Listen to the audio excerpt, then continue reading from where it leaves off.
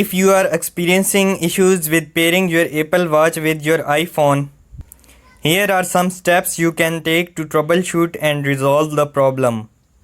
Step number 1. Check compatibility. Ensure that your Apple Watch model is compatible with your iPhone model. Refer to Apple's official website to confirm compatibility between devices. Number 2. Update software. Make sure both your iPhone and Apple Watch are running the latest software updates. To update your iPhone, go to Settings, then General, then Software Update. To update your Apple Watch, place it on the charger, ensure it has sufficient battery, and go to the Watch app on your iPhone. Navigate to General Software Update. Number 3. Restart devices. Restart both your iPhone and Apple Watch to refresh their connections and settings. On your iPhone, press and hold the power button or the side button and volume up and down buttons on iPhone X or newer until the slide to power off and sliders appears. Slide it to power off the device, then press and hold the power button to turn it back on.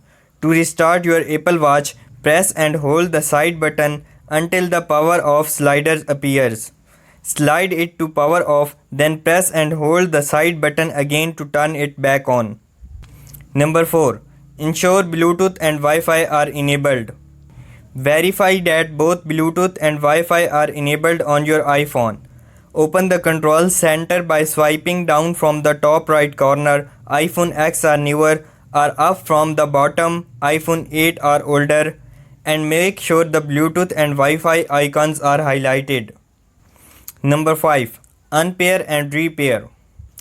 If the previous steps have not resolved the issue, you can try unpairing and repairing your Apple Watch with your iPhone.